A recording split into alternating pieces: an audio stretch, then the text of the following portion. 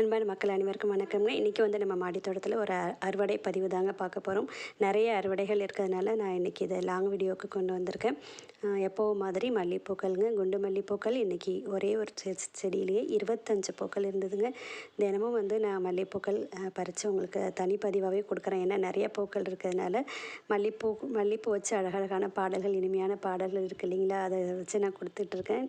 எல்லோரும் பார்த்து சந்தோஷப்படுறீங்க, நல்லா இருக்குன்னு சொல்கிறீங்க.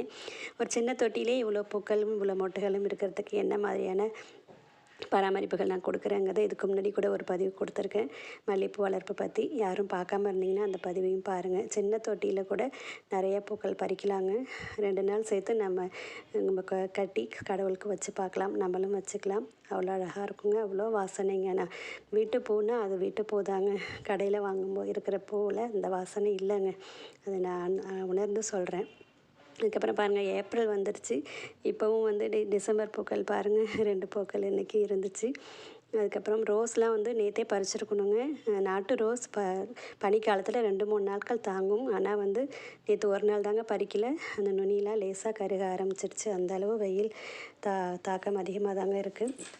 அதுக்கப்புறம் பாருங்கள், ஹைப்ரிட் செம்பருத்தி இன்றைக்கி ரெட் கலரில் 2 பூக்கள் இருந்துச்சு. அதுக்கப்புறம் லைட் ரோஸ் செம்பருத்தி அதுவும் இருந்துச்சுங்க. இன்னும் கூட கொஞ்சம் நல்லா மலரணும்.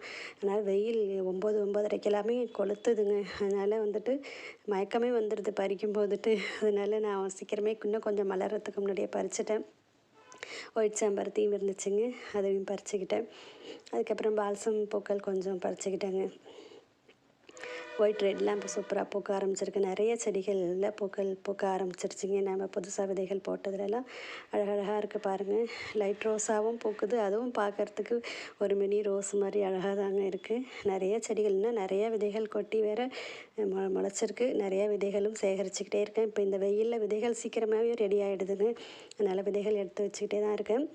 பச்சை கத்திரி ஒன்று இருந்துச்சுங்க இன்றைக்கி. நீலக்கொத்து கத்திரிலாம் பிஞ்சுகள் இருக்குது. அதுக்கப்புறம் மிளகாய்ங்க.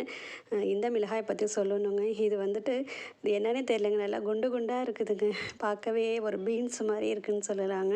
பாருங்களேன் நீங்களே, நல்லா அழகாக குண்டாக இருக்குதுங்க. இதை பற்றி நான் ஏற்கனவே கூட ஒரு வீடியோவில் கூட சொல்லியிருக்கேன்னு நினைக்கிறேன். அழகாக இருக்குது இந்த ஒரு மிளகாய். நம்ம வீட்டில் பயன்படுத்தினதை போட்டது தாங்க. இன்னொரு மிளகாய் நீட்டாக காய்க்குதுங்க. அது வந்து நல்லா நீல சைஸில் இருக்குது. இது எல்லாமே நம்ம வீட்டில் பயன்படுத்தின, நம்ம சமையலுக்கு வாங்கினதுலேருந்து எடுத்து போட்ட விதைகள் தாங்க. அழகாக காய்ச்சிட்ருக்கு. மிளகாயில் கோடைக்கு நல்லாவே காய்க்குதுங்க. நீங்களும் விதைகள் போடுங்க. என்னோடய தோட்டத்தில் நிறையா செடிகளில் இப்போ பூக்கள் வச்சுருக்கு. இனி இந்த மிளகாய் நிறையா பறிக்கலான்னு நினைக்கிறேன். அவ்வளோ பூக்கள் இருக்குதுங்க. மிளகாயில் பூக்கள் இருக்குதுன்னு சொல்கிறேன். அவ்வளோதாங்க. இன்றைக்கி வந்துட்டு பொன்னாங்கண்ணி கீரை கொஞ்சம் பறிச்சுக்கிட்டேன். அலமண்டா ஃப்ளவர்ஸ் மேலே இருந்தது, அதை பறிக்கவே மறந்துட்டு வந்துட்டாங்க. பாருங்கள், இன்றைக்கி அறுவடை எப்படி இருக்குங்கிறத சொல்லுங்கள். அடுத்த பதிவில் பார்க்கலாம். நன்றி.